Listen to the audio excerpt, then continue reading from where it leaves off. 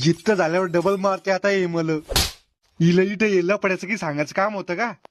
बाबा मावा तुमच्यातला जीव होता, मला तुमच्यासाठी लय काही करायचं होतं.